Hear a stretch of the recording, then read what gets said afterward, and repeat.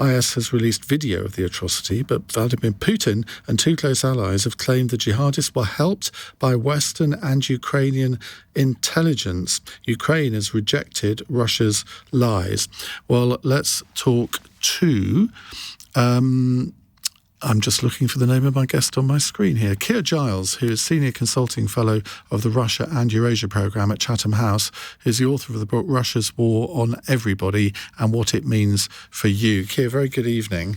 How on earth are the UK and the US supposed to have helped jihadists?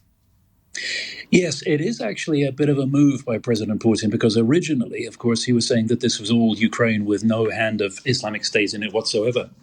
So the fact that he's saying that this was carried out, as he put it, by the hands of Islamic extremists is something of a walk back from his original position. But of course, the finger still has to be pointed at Ukraine, and Ukraine as a patsy, as a proxy for the US and the UK, who he's fingering as the real enemy. Of course, there is no relationship between this and the real world. So looking for evidence or logic behind this is really a lost cause. But it's just layer upon layer of implausibility that Putin and those around him are putting out for the benefit primarily of Russia's own domestic population, but also, of course, for its propagandists and disinformation mongers abroad as well.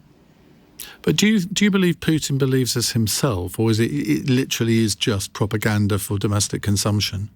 At this point, it's really hard to tell what President Putin believes. After all, he believed that if he invaded Ukraine in February 2022, the whole country would fall over, because it's a country of frustrated Russians, inferior Russians who are just waiting to be liberated from the neo-Nazi clique in Kiev.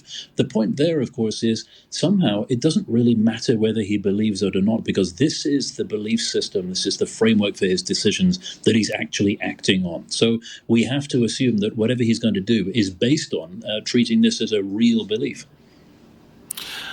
Well, if it is a real belief, then surely he would then take punitive actions against both the UK and the United States in the very near future. Not necessarily. This is, after all, a situation where Russia is already overextended trying to deal with Ukraine. There are always these threats of escalation, and that's one of the ways in which Russia constrains what the West does. After all, the United States and Germany have been petrified of escalation, and that's the reason why they put these limits, these constraints on the support they give to Ukraine and even what Ukraine can do with it.